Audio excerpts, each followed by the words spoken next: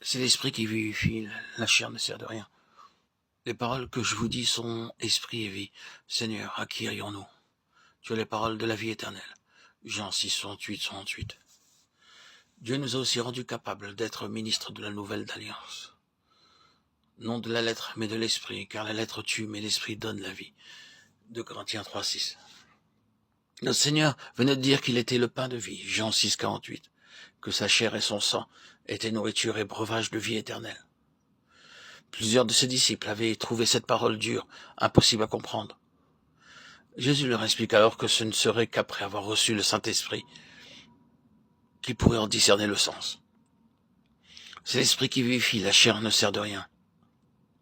Les paroles que je vous dis sont esprit et vie. C'est l'esprit qui vivifie, l'esprit donne la vie. 2 Corinthiens 3, 6. Nous avons là en quelque sorte une définition de l'esprit, comparée avec 1 Corinthiens 15, 45, où il est dit que le dernier Adam est un esprit vivifiant. Soit dans la nature, soit dans la grâce, toujours l'esprit est le principe actif qui donne la vie. Il est de la plus grande importance de bien s'en convaincre, car son action ne se révèle au croyant qu'autant que celui-ci reconnaît en lui la vie même de son âme, et qu'il rend hommage à cette vertu divine chargée de le sceller de son sceau, de le sanctifier, de l'éclairer et de le fortifier. Ces diverses grâces ne sont que les manifestations extérieures de cette vie divine qu'il faut avant tout recevoir au-dedans de soi. C'est l'esprit qui vivifie. Notre Seigneur oppose ici la chair à l'esprit lorsqu'il ajoute aussitôt la chair ne sert de rien.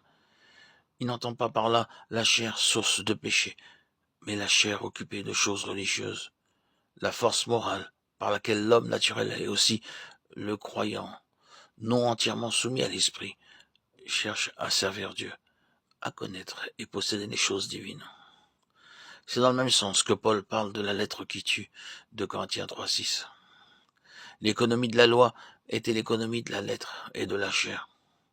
Quoiqu'elle offrit une certaine grandeur et que les privilèges d'Israël fussent notoires, cependant, comme le dit l'apôtre Paul, ce qui a été glorieux ne l'a point été à cause de cette gloire qui lui est supérieure. En effet, si ce qui était passager a été glorieux, ce qui est permanent est bien plus glorieux. 2 Corinthiens 3, 10, 11. Et Christ lui-même témoigne de la même vérité, tant qu'il fut dans la chair, avant que, par la rupture du voile de la chair, l'économie du Saint-Esprit put remplacer celle de la chair. Ces paroles n'avaient pas sur ses disciples tout l'effet qu'il aurait voulu. C'est l'Esprit qui vivifie, la chair ne sert de rien. Notre Seigneur confirme la vérité de ce qu'il venait de dire, en ajoutant encore, les paroles que je vous dis sont esprit et vie. Jean 6, 63.